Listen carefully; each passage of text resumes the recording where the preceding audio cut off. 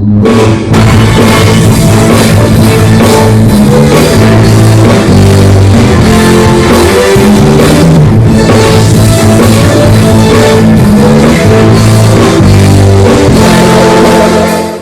I'm Mark from Weekend Guitar Warriors, which is a new YouTube channel, and Max here has volunteered to be one of our very first people who are going to the channel.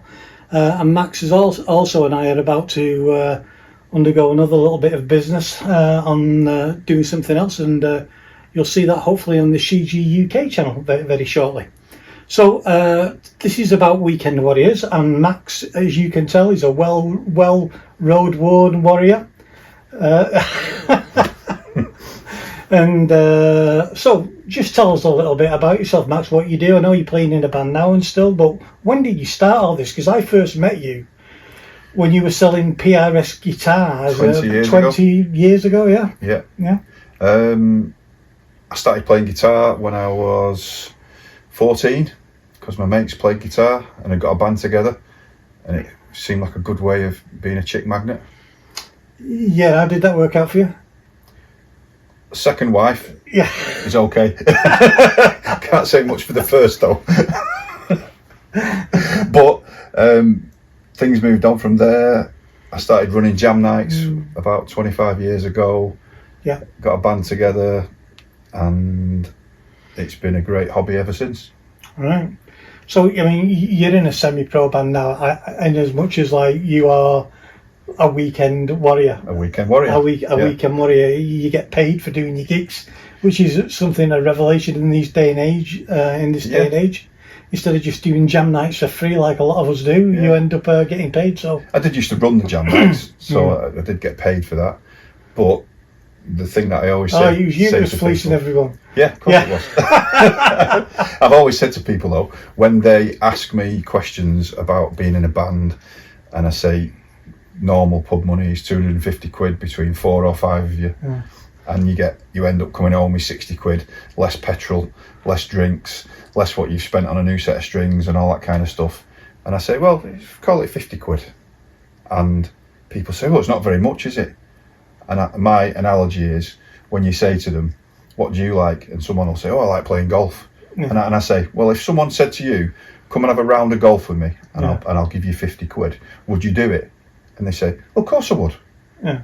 I said, well, there you go. You're getting paid to do your hobby. Yeah. And I get paid to do my hobby. Yeah, I guess the only other side on that one is that having a round of golf takes about 2.5-3 hours, presuming that you're any good. Yeah. And doing this, you often end up leaving at 2-3 o'clock in the afternoon and getting home at 2 or 3 o'clock in the morning. But golf does spoil a good walk. It does. It does. And apparently everyone gets a bad back from doing it. And it's so it's not okay. Sorry about the cloth, by the way. This is Max has kindly generated a baby cloth for me because of the heat. Today is about 34 degrees outside. Yeah, it is rather warm. So Max obviously looks cool as a cucumber, and I don't.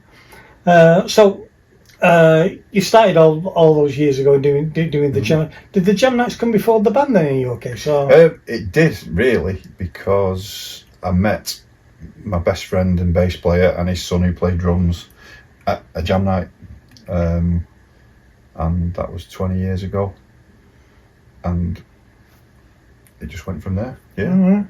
So in my case, I started playing to join a band that they were already forming at school, and I actually told them I could play when I couldn't. A bit like now, really. I made some excuse because we had a very good keyboard player, and I told him that it was the school guitar's neck that was just too wide for my hands. Yeah. I had to have my own guitar to be able to play it properly. So I went home, got my mum to order me one out of the catalogue, and I was playing professionally a year and a half later. So, all happened really quickly for me. So you and I are both gearheads. You do gear for a living. Yeah. I probably know more about gear than most people that live in a shop, and I'm just about to move into the industry. Yeah. How do you think gear's changed over the years? Is gear important? I mean, I'll give you my first guitar was a Satellite from the catalogue, Yeah. which cost at the time around about £70. Yeah. That my mum got me. Well, I mean, what was your first guitar? What was it like? I had a Squire heavy metal Strat, which was bright pink with a Floyd Rose. Right. And I bought that because it was on sale in the shop, I think for £100, where all the other beginner guitars were more sort of 150, 175, £200. But it was actually a really nice guitar. It was Korean, Yeah. dead good build quality, and probably within a couple of months of owning it, I'd done drawings on it and probably wrecked it. But that's what you do when you're 14, isn't it? Yeah, my Satellite guitar was really wrecked itself. It had a huge spring that fitted underneath the trem and stuff, and it wasn't very good. And I got a job in the market saving up to buy a Shaftesbury Les Paul where the frets were sold. Shaftesbury. Shaftesbury Les Paul. I had two Shaftesbury. I had a Shaftesbury Squall pedal, which was a wah-wah with a built-in siren. It was perfect for doing Blockbuster and nothing else. Blockbuster by the suite for those youngsters amongst you. So I mean, that needed a refret from the day that I got it. It just didn't intonate properly or anything, but it was my first decent standard guitar. But when I found out, and I started playing live, I also found out that it was hollow topped because I just couldn't stop the feedback. I was just going to say, I remember working on one 20 odd years ago, and I was bemused by the fact that it had a semi-hollow back section, Chambered, and then the top of it, to give the typical Les Paul arch, it was actually a piece of ply that had been probably steamed and pressed into a curve, and it was stuck onto the top. Yeah. So I mean, from the outside, it looked like a Les Paul. What about amps and stuff like that? What did you do? I think my first amp was my best mate who got in a band. He had a Laney Linebacker 30. Oh, posh. And he was trading up for something a bit louder, and I bought that off him. It had the most awful, fizzy, shitty distortion sound ever, but I had a 30-watt amp by an actual name rather than some no-name catalogue type amp. Which I had. I had my first amp was I think it was a GHS Linear 50, and it was like an oval shape with like some sort of line running through the middle. And then the one that I really cosseted was called the Phoenix, which was a valve hybrid amp that looked in green and very, very mean. But it was like £300 on the catalogue, and I couldn't persuade anyone to sign up for that. For their £5 a week for the next 3 years. So I had a Colour Sound. Fuzz pedal, and learned to play Freebird. Yeah. So I mean, I then went the route where we stumbled across a really good girl singer that had been pro before, and she was basically looking for people to bully around, and I ended up playing Europe and places. All over Europe, sort of like playing sort of American style rock stuff. What's the sort of stuff that you enjoy playing? I know what you play now, and I'll be the first person to say that I only actually seen Max gig for the first time a couple of months ago, and I was shocked at what a good vocalist you were. I just had no idea that you were that good. Thank you. I like anything that's got a good melody, but my favourite bands are the type of AC/DC, Lynyrd Skynyrd, Black Crowes, Stones, ZZ Top. Nothing too heavy, but I feel that I don't pigeonhole myself too much. That if I hear something on Radio 1 that's got a good melody, whether it's a rap or soul or funk or whatever style of music it may be. Yeah, and we've been discussing if it's you got doing a good an Andy melody, Williams song today. Indeed. Yeah, because I Love You Baby. Well, I didn't know you cared. But if it's got a good melody and you can sing along to it or hum along to it, then I think that says it all about the song, that it connects with you. Yeah. And a lot of music doesn't. But if you can still hear that piece of music, and later on that afternoon or whatever, you'll be doing whatever job you're doing, and all of a sudden you'll go da, da, da, da, da, da, da. Then obviously that song That has hook's got done you. its job. Yeah. I mean, sometimes you might pick up a really shit song like I'm a Barbie girl in a Barbie world, and that might stay with you, but most of them, if it's actually a good song, that hook will be something that you can.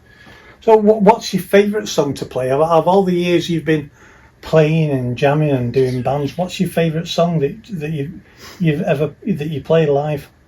I'll give us a couple of the ones. It's hard to single one out. I'm a big Skinner fan, so I love Freebird. Right. The first song I ever learned to play. Yeah. Well, the GB flat C bit was what I learned to play. Yeah. Yeah. I love songs that tell a tale Right. vocally. I don't like. Not Kenny Rogers. Not usually. But there's a song by Skinner called "Give Me Three Steps," Right. and it's about a guy who walks into a bar, sees a pretty girl, tries to get off with her, realises her boyfriend's just the other side of the room, and he's asking for 3 steps to get out the bar before he gets his ass kicked. And it's just a humorous sort of observation on life, and more importantly, from a vocalist who can't remember words, it tells a story. So the story sort of prompts you into the next bit of the lyrics. Whereas I think we tried to do Come Together by the Beatles a while ago. Yeah. And lyrically, I just couldn't remember the words at all, because the words are just a jumble of rubbish. So this isn't for me to talk, because if I end up talking too much and I do lots of interviews, I'll end up repeating things all the time, and I'll be even more boring than I am in real life. Maybe. But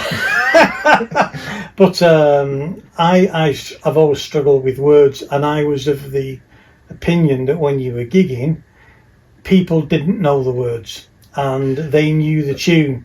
So if I give you an example, I never learnt the words to Johnny Be Good, but I must have done it 1,000 times. Yeah. So I used to go like, we're down in Louisiana up by New Orleans, right down there amongst the evergreens. I seen a vina fish a bit of fish to be good. Go about and and nobody ever noticed.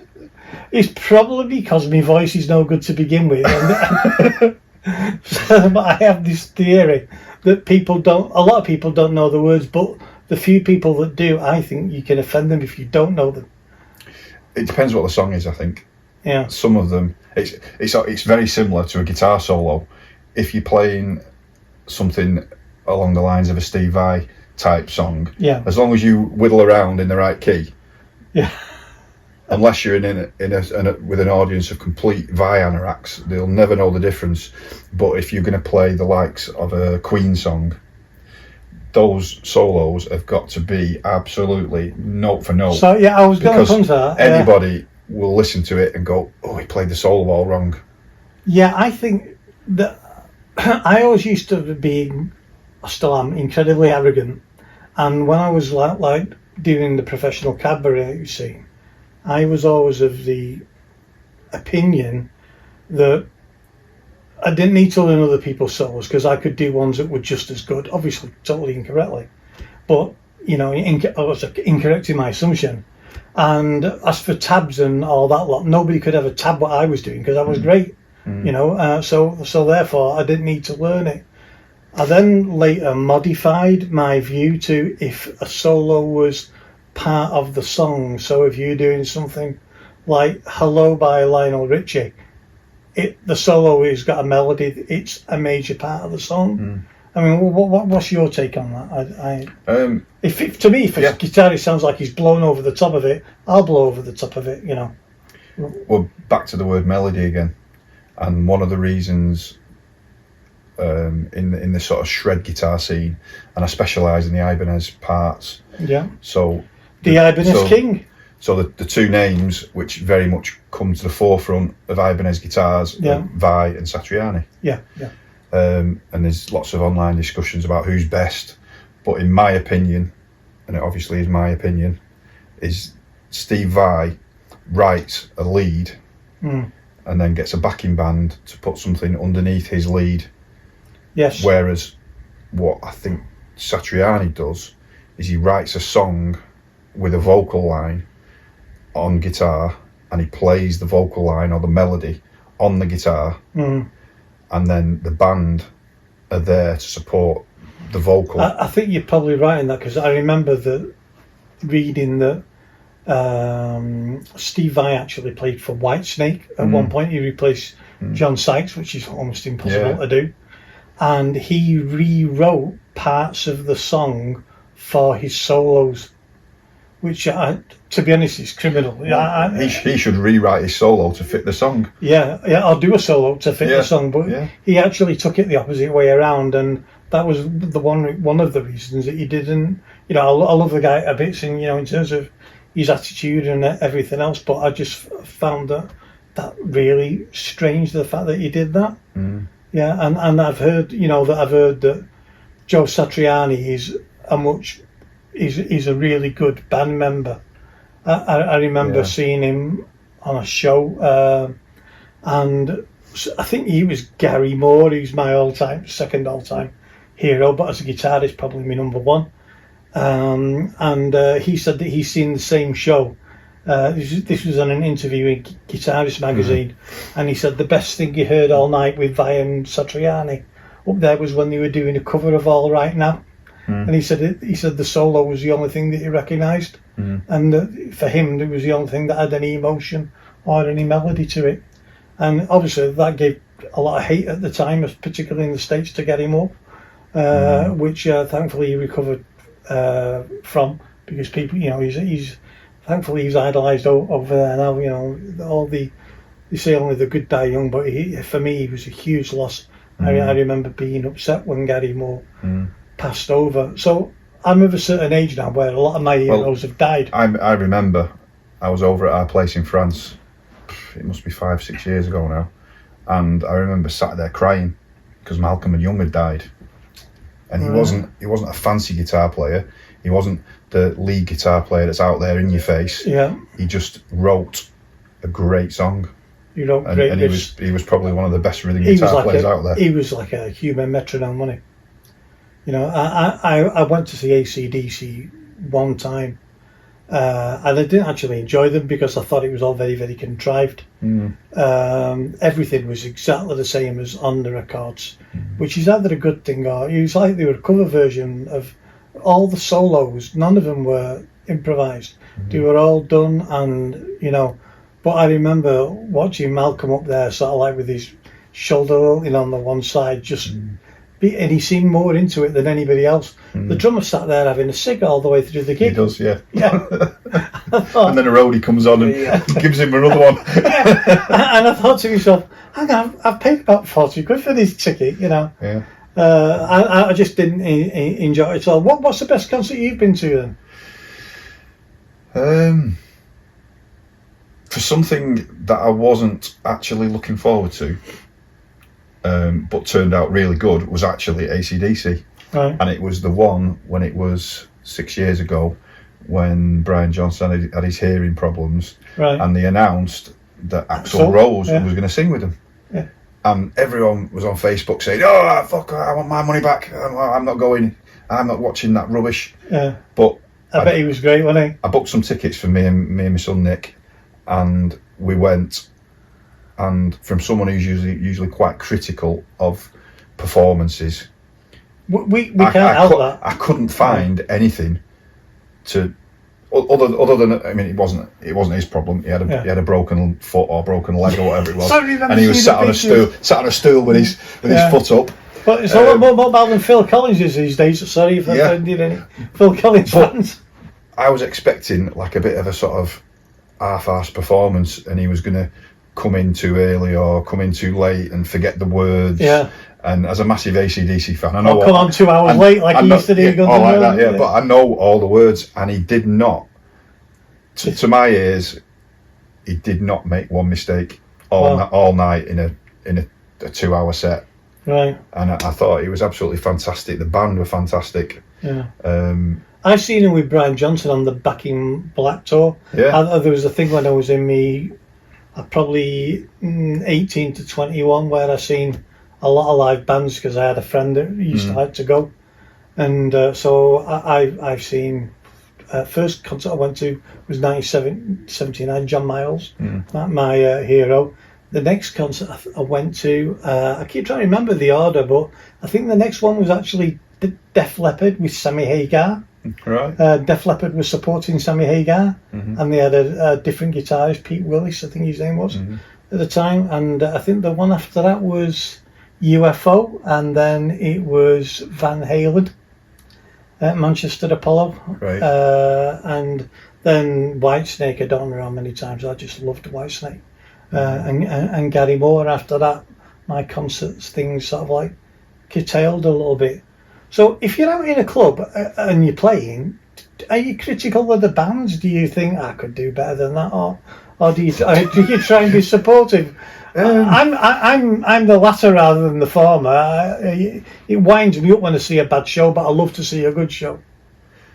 I think pretty much the same, but I can be a bit critical. Yeah. I think What hacks you off the most? I suppose laziness. Yeah. When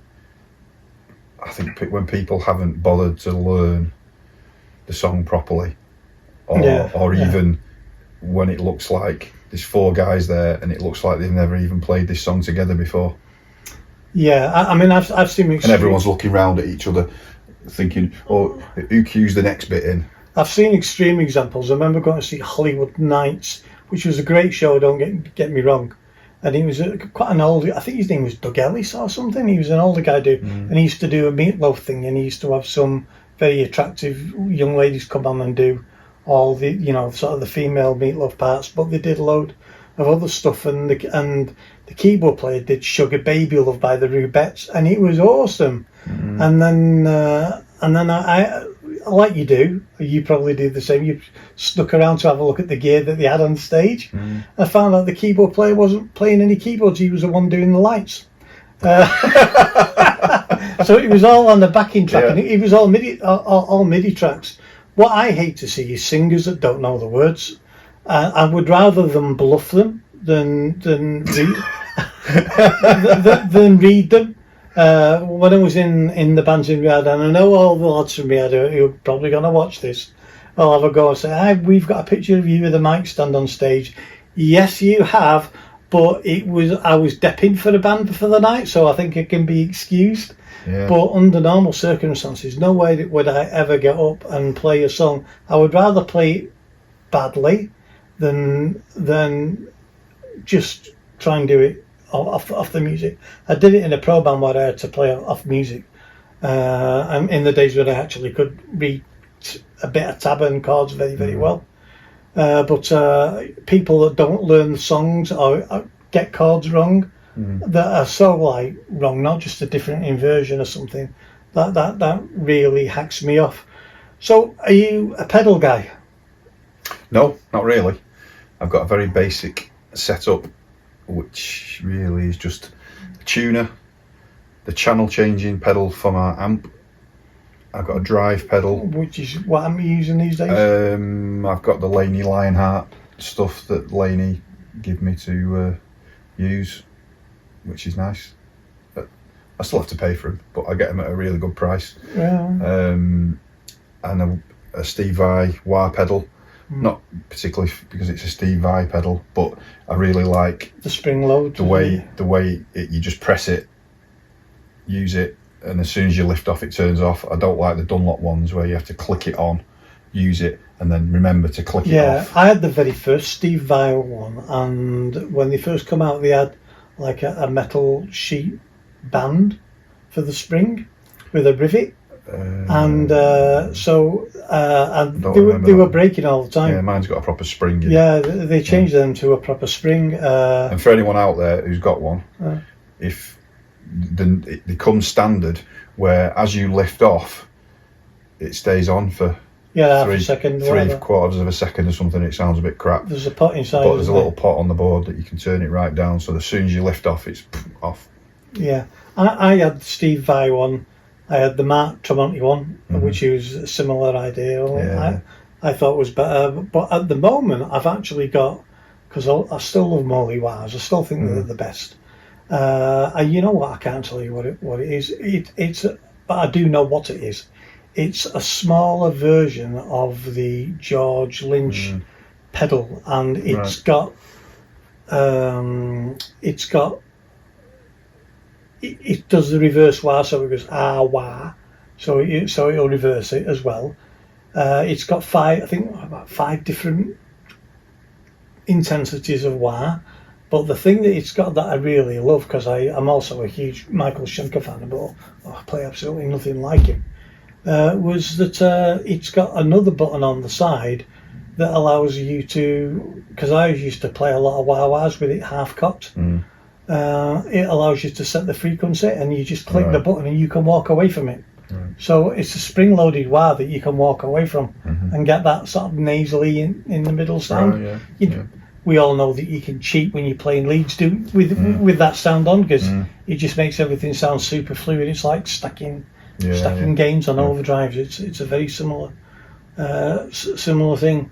So what's next for you, Max, as far as your live experience is concerned? What's the name of the band you're playing? You give them a plug.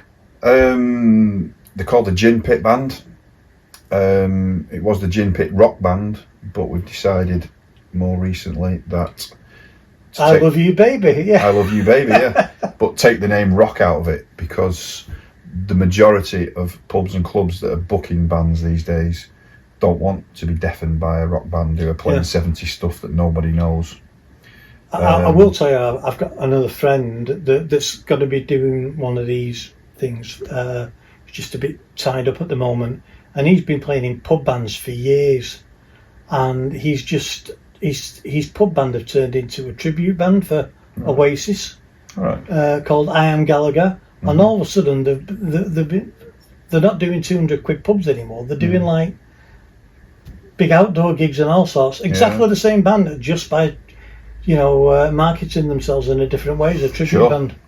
I mean, they've been doing the Oasis stuff for as long as I've known him. I sold him a PRS 15 years ago, I think, maybe even more, and I bought it back off him again and sold it to somebody else. I am today. I know that you're on the channel,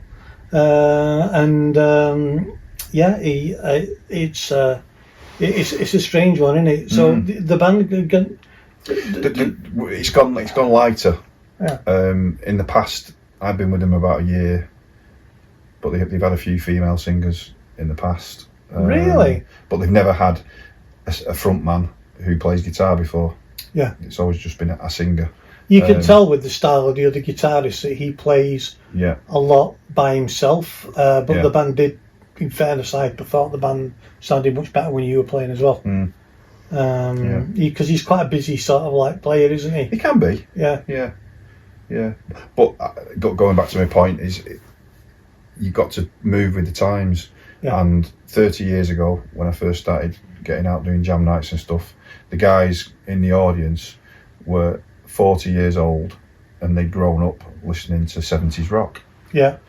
But you fast forward 30 years to now, and the guys who were in the 30s and 40s going out watching bands grew up listening to the Britpop era and all the typical Blur, Pulp, Oasis, all that kind of stuff, and that's what they want to hear. So you've got to move with the times and play what your audience wants to listen to.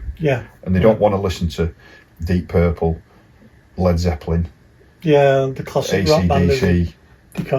But what we have done is you've got to try and find those bands that are a little bit crossover, that the public are aware of and know of and can sing along to the songs, but they're not the very cliched rock band like Iron Maiden or Motorhead, because unless you're a rock fan, that will just go straight over your head. There's a really awesome guitarist that I know through Facebook who plays in a Motorhead tribute band, and the first thing when you say is he's an incredible guitarist. He could do anything, but he always says like the Fast Eddie stuff is actually ridiculously hard to replicate. Hi Neil, and I keep doing that. I'll have it. Which Neil's that? Neil, he's the guitar teacher from Liverpool. Mellor?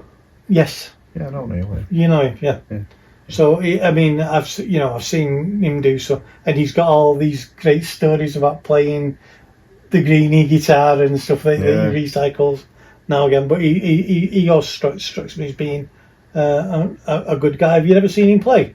Yes, about 23, 4, 5 years ago, I used to do the repair work for Aardvark in Warrington, and they were starting to stock what was at the time the brand new competitor, didn't last very long, but what were they called? They had the roller pots on them, and they did them in bright yellow, looked like an RG 550, but they had the roller pots. I can't remember the name of them. And I'm sure Neil, they did a demo night where they put on a bit of a gig at a pub just near the shop, and I think Neil was the player demonstrating them. Okay. Yeah. Great player though. I was funny. I was going to say that because on the other venture I was going to talk about, I thought about giving him a call and seeing whether he was still doing that sort of a thing. Yeah. Because I've seen some of the clips of the stuff he does. The lad's a phenomenal player. So your band are continuing out. You're going out and you're playing. What guitar are you playing at the moment? Because you seem to have had you've been through a few recently. I've always played for the last almost 17 or 18 years Les Pauls. Yeah. And the particular ones I liked were the double cutaway ones. Oh, right. Which, and a lot of people say it looks like a PRS. Yeah. Well, they would be. But actually, the double cut Les Paul came out in 1958 or something like that. Yeah. And it was actually PRS used to make copies of Gibsons, and that's how he started off. And he did that for quite a lot. And if you look at the Santana model, that is basically a double cut Les Paul that's been tweaked slightly. And then it morphed into the which he came because he used to play a Les Paul Santana before, so I'm very sure that was part of the that was part of the influence. Yeah. So the ones I really like were the double cut Les Pauls standard, which had the flame top, one volume, one tone, still two humbuckers, very easy upper fret access, a little bit lighter, and just nice to play. And then we did our first gig with this new band about a year or so ago, and I took a Strat as well, and the other lads in the band said they preferred the sound of the Strat, so I've been playing one ever since. Yeah, I always played a Les Paul for years, and then even as a pro player, I played a Les Paul all over Europe, and then I started again after having about a 5-year gap and just went out and rebought everything I had, including a Les Paul.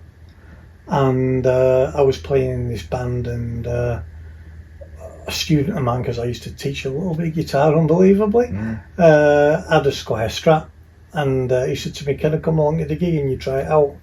And everyone in the band said, "It sounds better than the one that you've got."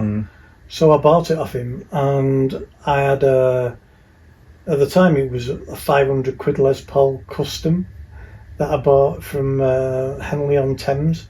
But would you believe I sold it for 200 quid? Because Slasher was nowhere to be seen. He saved Gibson Les Pauls. He saved Gibson Les Paul. I struggled to get 200 quid for it from a shop. I traded it in against a pink Cerise, Kramer Pacer. Yeah. And which is a heap of jumper, sounding fantastic. And you know something, I think that I could have sold that guitar even 2 years after I got rid of it for about 1,500 quid. It was a 1970 Les Paul custom, and a proper custom with all the gold hardware on it, and it was beautiful. It really was. But you know, the band I was playing in was doing 5-star, and so they wanted that funky disco sound with the heavy rock leads going in. And I thought about putting a Stet Spar on it. The Wunderarm, was it called, the German one? Something like that, yeah. Yeah, and I took it into a luthier in Leicester, where when I lived in Peterborough, and he said to me, "Don't." He said, "I cry as I was doing the job." I did have a Gibson Explorer, which was exactly the same colour and model as the one that Alan Collins from Skinner uses, Right. and I can't remember what it's called now. The name escapes me, but you could put a vibrato arm on it, Yeah. mounted, I think, on the rear studs, but you didn't have to do any kind of modifications to it. You could just take the old one off, put that one on, and you had a trem arm on it, basically. And it performed pretty well. It was a good waddler. It stayed in tune a lot better than any Bigsby ever did. In fact, I hate Bigsby's. Ricky Medlock, who plays the current Alan Collins parts in Skinner, he had one very similar on his Explorer, and there's a clip of Skinner playing live somewhere, and he's playing away and waggling away, and the arm comes off, and the camera's right on him, and he just sort of looks at it really quizzically, and then just goes and chucks it into the audience and carries on playing. I must admit, I got that used to playing with a whammy bar at one point. When I moved to playing the guitar without one, again, I kept going to grab the whammy bar, even though it wasn't there. You must have learned to play in the Hank Marvin style. No, I learned to play on Les Paul copies, and then I had a Gibson Les Paul for probably 10 years, and I thought Fenders were garbage to a point. I still do, even though I've got a couple. But you know, these days I play Fender. Is the word derivatives? Fender derivatives, which are up here.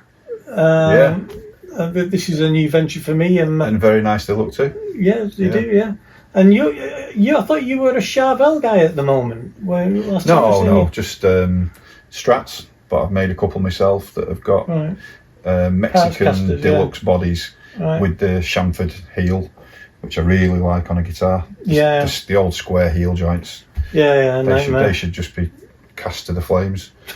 And one of them, I've got two. One's got a Warmoth neck. The cork sniffing Fender people, absolutely, they love it. They did. You know, I'm a great fan of the truss rod adjustment being at the neck end, so I've got a Strat Elite that's got that on it, and they were totally outraged. They only made the guitar for 2 years. I had to change it, and yet all the Ibanez AZ and the Shiji guys.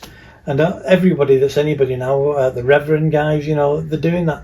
It's an interesting thing, really, how much guitars have come on. But perhaps you and I all talk about that in about 2 or 3 minutes. I always like to make an analogy about things, and you're talking about the cork sniffing kind of guitar players. But I am very much of the opinion that if Fender made shoes in the 50s, if the old style way of making shoes was where you put little tacks in the bottom of them to hold the soles on and all that kind of stuff. If Fender made shoes and said, oh yeah, well after a month these tacks start coming through the sole and they poke into your feet and they rip your feet to bits.